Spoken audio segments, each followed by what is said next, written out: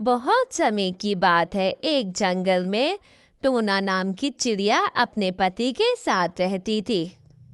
बंटी जी देखिए, हमारे बच्चे को तकलीफ में है, बेचारे का डॉक्टर कहते ऑपरेशन होगा।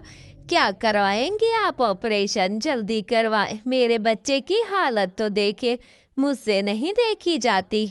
हाँ सही कह रही हो टोना, हमारे बच्चे का ऑपरेशन होगा, पर कहाँ से लाऊं इतने पैसे? 50,000 रुपए कहाँ से लाऊं? चलो चील भैया के पास चलते हैं, उनसे कुछ पैसे उधार मांगने।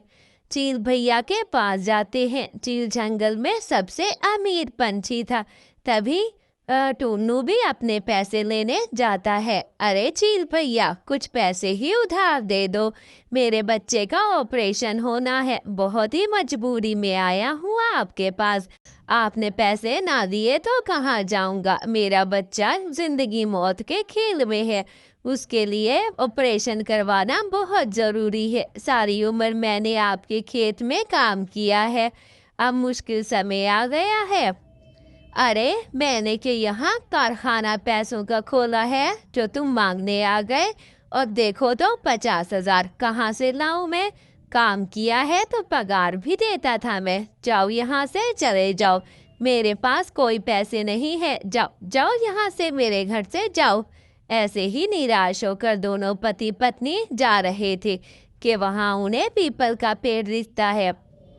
देखो तो टोना, ये पीपल का पेड़ बिल्कुल आम के दरख्त की तरह लग रहा है ना? देखो तो जरा, मेरे पास एक बहुत अच्छा प्लान है।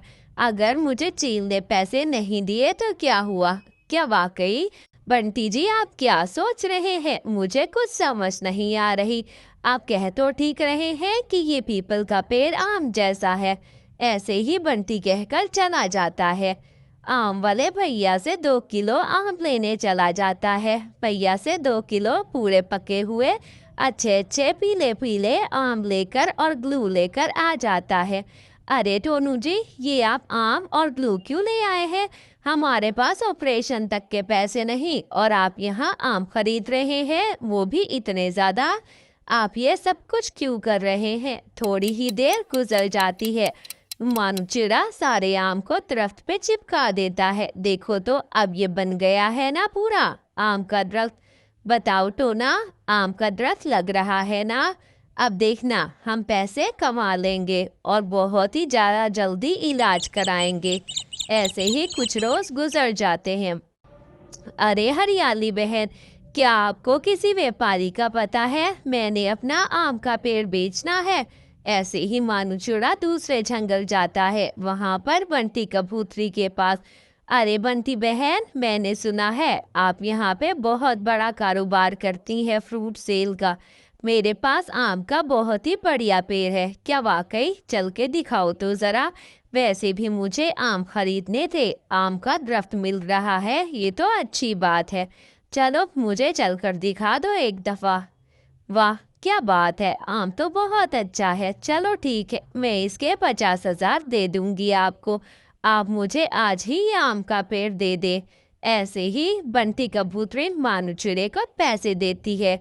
अरे ये वाकई में बहुत ही मीठे और रसीले आम लग रहे हैं। ऐसे ही मानू चिड़ा पैसे लेकर चला जाता है और सीधा हॉस्पिटल जाता है। हॉस्पिटल में मानू चिड़े की बेटी का ऑपरेशन होता है। कुछ देर बाद ऑपरेशन होकर मानू चिड़े की बेटी बिल्कुल ठीक हो जाती है। देखें तो ज़रा मानू जी, कितना अच्छा हुआ, मेरी बच्ची बच गई। कुछ दिनों बाद आम खराब होने लगते हैं। अरे ये पेड़ पर लगे हुए हैं, फिर भी खराब क्यों हो रहे हैं? न जाने ये कैसा आम का दरख्त है जो आम के दरख्त पर ही आम खराब हो रहे हैं। थोड़ी ही देर में सारे आम गिरना शुरू हो जाते हैं। टोना उनको बंटी को पता लगता है कि ये ग्लू से चिपके थे, तभी वो उनके पास आती है। आप सबने मुझे मिलकर धोखा दिया, बहुत ही गलत किया, मेरे पैसे वापस दो। लेकिन मैं कैसे आपको वापस दूं? मुझे माफ़ कर दे, मेरी बच्ची का ऑपरेशन करवाना था, इसकी जान खतरे में थी, वरना मैं कभी ना आपको धोखा देता। मैं आपके यहाँ काम करके आपका सारा पैसा चुका दूंगा। अच्छा, क्या ऐसी बात है?